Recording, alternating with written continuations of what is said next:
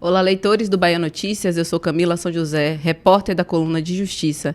E hoje a nossa conversa é com a presidente da OAB Bahia, a primeira mulher a presidir a seccional baiana, Daniela Borges. Seja muito bem-vinda. Obrigada, Camila. Uma alegria para mim poder estar aqui participando do programa. Afinal de contas, a coluna Justiça do Bahia Notícias é, sem dúvida nenhuma, referência para todos nós. E ainda lhe digo, não só na Bahia, em razão do conteúdo que vocês produzem. E eu estou muito feliz de poder estar aqui. Também cumprimentar todo mundo que está acompanhando a gente. Bom, então, eu agradeço primeiro as referências, mas hoje a nossa conversa, a gente vai fazer um balanço sobre esses seus 3 anos de gestão. E para começar, queria perguntar, senhora, você foi eleita há 3 anos pela chapa União pela Advocacia. Passado esses 3 anos, próximo ao encerramento do seu mandato, você acredita que conseguiu fazer essa união da classe? Eu acredito que a gente fez essa união dentro da própria construção ali, né, para a eleição, porque a gente vinha de realidades e grupos, né, diferentes. Então, a união Dani e Cris. E acho que a gente pôde, ao longo desses 3 anos, agregar muito mais, rodando, inclusive, a Bahia inteira, as diferentes áreas da advocacia. Eu digo sempre que a gente tem um valor de atuação, que é atuar por toda a advocacia. E a advocacia, ela é plural e ela é diversa.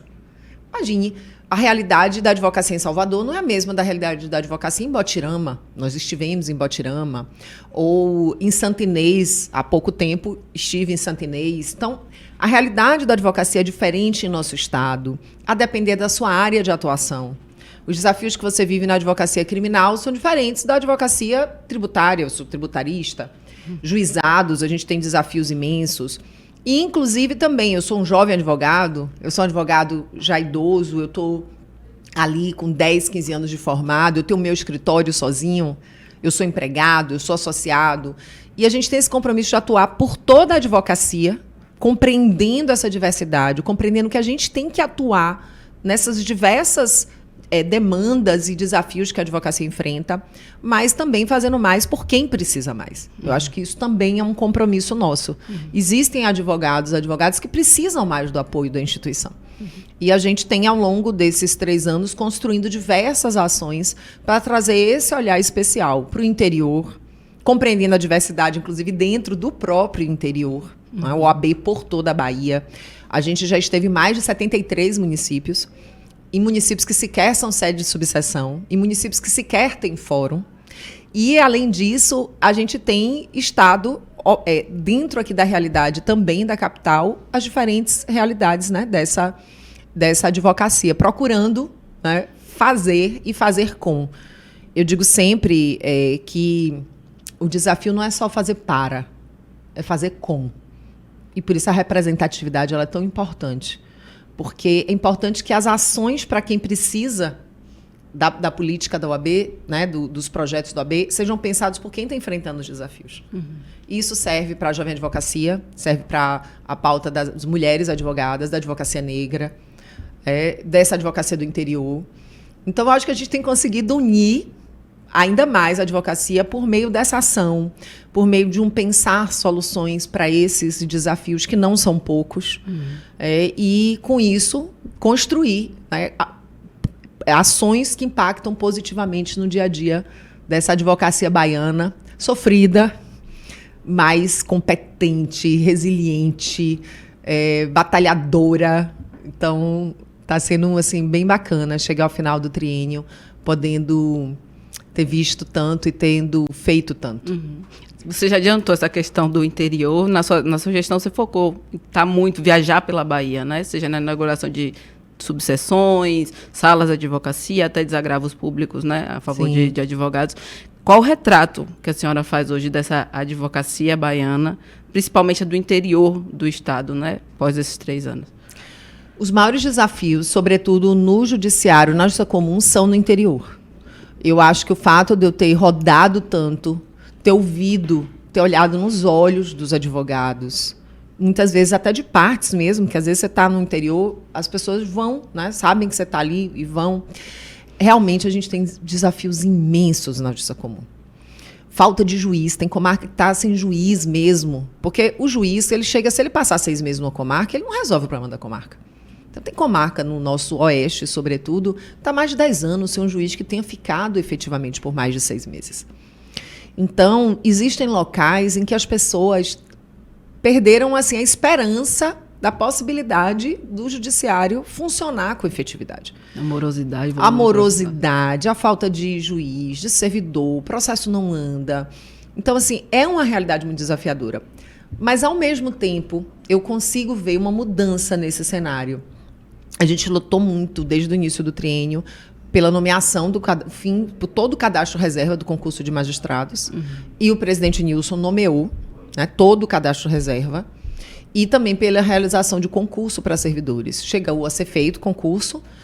O presidente Nilson nomeou 200, um número muito pequeno em razão do déficit, mas a gente tem a expectativa de nomear mais.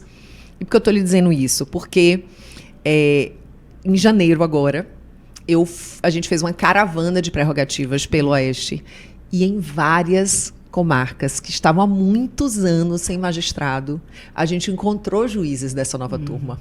Então isso foi muito bacana, sabe, Camila?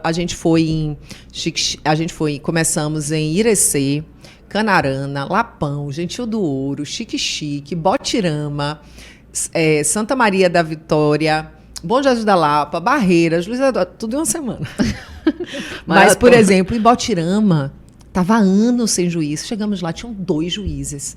Você vê a advocacia com o olho brilhando, porque isso faz muita... E não é o advogado porque o processo de alguém vai andar. Eu acho que esse é o significado. Ano passado, a gente fez um protesto mesmo na porta do fórum de Cícero Dantas. Porque assim, a gente dialoga, a gente busca encontrar uma solução pelo diálogo, mas a demanda das pessoas é urgente. Sim. Então, Cícero Dantas estava numa situação dificílima. Nós fizemos um protesto lá, com faixa, com carro de som, pedindo juízes na comarca. E eu não pude ir porque a agenda muito intensa, mas Hermes foi representando a diretoria essa semana e está com 2 juízes. Fomos inaugurar uma sala lá e Cícero Dantas hoje tem 2 juízes. Então, é desafiador. Eu não posso aqui chegar para dizer os processos no interior da Bahia estão andando, mas a gente poder ver um horizonte de que as coisas estão melhorando. E também não generalizar o problema. Eu também visitei unidades, varas, que funcionam muito bem. A gente teve em Paulo Afonso a advocacia elogiando um magistrado. Não tem uma liminar aguardando deliberação, acervo todo em dia, um acervo razoável. Então, é complexo, mas eu me sinto otimista porque eu consigo ver que a gente vem avançando. E você falou das salas da OAB. A gente teve em Cotegipe, que é oeste, uma cidade de 15 mil habitantes, e a gente inaugurou uma sala no fórum e uma jovem advogada, pediu espontaneamente para falar. E ela contou que ela começou a advogar na pandemia. E aí ela contou que o primeiro cliente que ela atendeu embaixo de um pé de manga. Porque não tinha local para... E aí ela dizendo o quanto aquela sala significava para ela. E, ao mesmo tempo, a gente, há 3 semanas atrás, entregou uma reforma na sede da OAB de Ilhéus, com estrutura de meu escritório, OAB Conecta, para os advogados poderem trabalhar lá. Aí já foi uma advogada idosa, que faz uma advocacia pro bono, sobretudo em Ilhéus, atendendo uma população vulnerável. E ela dizendo que ela já estava desanimada. E quando ela viu aquela sala, aquela estrutura, ela se sentiu assim, animada em continuar o trabalho. Então, a gente percebe como essa estrutura também é bacana. São mais de 240 salas no interior. Na verdade, não todas feitas por nós. Na verdade, nós fizemos uma quantidade imensa, mas já tinham muitas salas. E a gente foi melhorando, a gente foi inaugurando novas salas, e é um cenário bem bacana. Outro ponto que eu queria tocar, que a senhora também já antecipou, senhora, me desculpe, mas é porque o vício do... Mas sobre essa representatividade feminina, porque não tem como ver a sua figura, falar com você e não mencionar a simbologia que tem você ter sido a primeira mulher em 90 anos a presidir a OAB. Queria saber se esse protagonismo, na sua visão, se refletiu por toda a seccional e de que maneira isso pode ser percebido? Eu acho que Eu digo muito essa frase, mas eu nunca vou deixar de dizer, sabe, Camila? Para mim significou muito ser a primeira mulher presidente, porque eu não cheguei só. Isso para mim é muito importante. Porque se você analisa até 2022, né, quando a gente assumiu, já tinham tido só 10 mulheres presidentes em outros estados. Muito pouco, porque se você pegar 27 estados em 90 anos de OABs, com mandatos bienais ou trienais, 10 é nada, né? Sim. Muito pouco. Mas quando você olha, era uma mulher, sozinha. Então, poder, na verdade, chegar fazendo parte de uma grande transformação. A OAB hoje, ela é outra. E ela é outra no Brasil todo. E eu, de alguma forma, né, tendo no triênio anterior, eu presidi a Comissão Nacional da Mulher Advogada, e a gente tendo liderado essa transformação, junto com um coletivo, porque as mulheres só avançam no coletivo. Uma só né? puxa a outra, né? E junto com a pauta racial. Na época, eu me lembro, tentaram jogar as mulheres umas contra as outras. E a gente se deu as mãos e disse, olha, ou vai paridade de gênero e cota racial, ou não vai. As duas coisas caminham juntas. Uhum.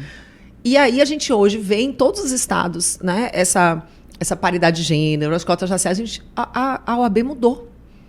Isso é a maior transformação pela qual o sistema OAB passou em toda a sua história.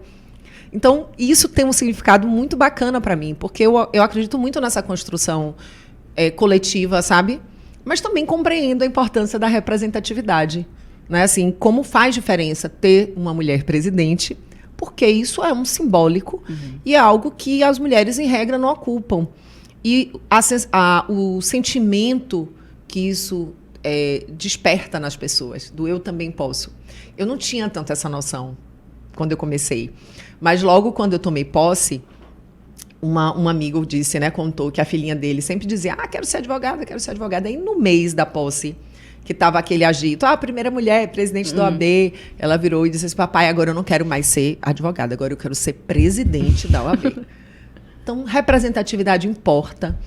Eu fico muito feliz quando eu encontro mulheres que, né, falam sobre esse se sentir mais à vontade para estar nos espaços da OAB. A gente tem visto não só uma presença numérica, mas um aumento da presença mais efetiva de mulheres. E então eu acho que isso é algo que faz com que tenha muito significado, porque as mulheres estão no dia a dia da advocacia. Sim. Nós estamos no dia... São a maioria, né? Nós estamos no dia a dia de tudo, né? Do mundo. Mas nem sempre a gente está nos espaços em que as decisões são tomadas. Então, o que a gente tem procurado ao longo dessa gestão fazer é também trazer essa perspectiva feminina na tomada das decisões. E isso é muito fácil, é muito natural. Por quê? Porque nós somos mulheres, né? A gente está numa diretoria, inclusive, majoritariamente feminina. É a primeira vez na história do Brasil que uma OAB tem presidente e vice.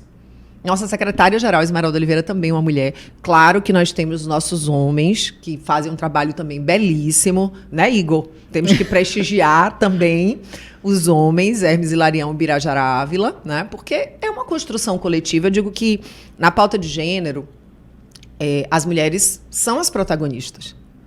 Mas a gente precisa dos aliados. Sim. Como também na pauta racial. É a advocacia negra que tem que ser protagonista. Mas a gente também tem que estar aliado dentro dessa caminhada. Ou seja, né, é uma construção coletiva. Então, a gente tem procurado agregar e trazer nas ações. A gente criou uma Procuradoria de Gênero e Raça. Porque o que a gente observou? Que a nossa comissão de prerrogativas, ela tem diversidade, é muito diversa, porque a gente precisa compreender quando a violação de prerrogativas também vem com violação de gênero ou com racismo. A gente teve o caso de uma jovem advogada em Ilhéus, que ela foi impedida de entrar no fórum porque ela estava supostamente com um vestido curto, não era, mas junto veio o racismo.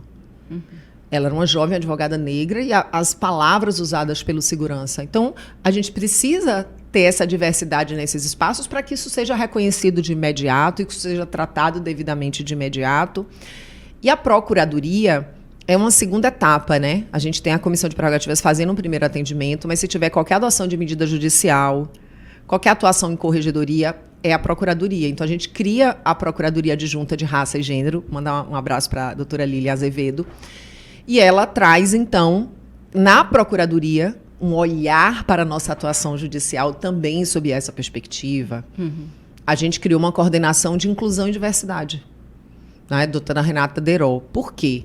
Porque nós temos muitas comissões que fazem pautas de inclusão e diversidade e era preciso um olhar para que elas também pudessem construir conjuntamente. Dialogar, né? Dialogar, para que não ficasse uma para um lado, outra para o outro. Então, eu acho que a representatividade ela trouxe junto, nesse triênio, muitos olhares. A gente fez a Conferência Nacional, a Conferência Estadual da Mulher Advogada, a gente fez o Espaço Kids. Aí as pessoas chegaram e falaram assim, nossa, que bacana. Eu falei, gente, mas como é que a gente faz uma conferência para mulheres advogadas e a gente não pensa num Espaço Kids? Era natural para a gente.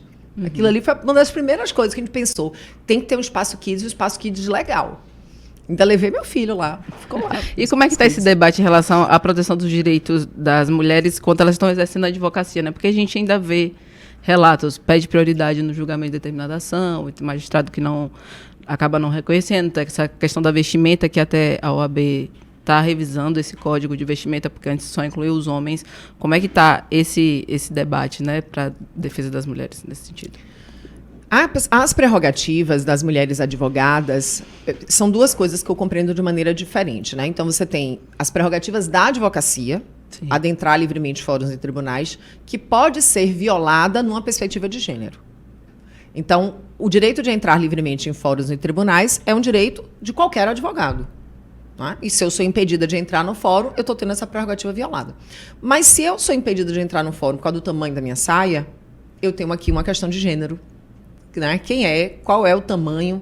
Teve há uns 4 anos atrás, uma juíza no interior do Rio que determinou o tamanho da saia da advogada e tinha uma pessoa, um funcionário que media com régua. Né? E aí, na época, teve até uma campanha, sua toga não mede a minha saia. Né?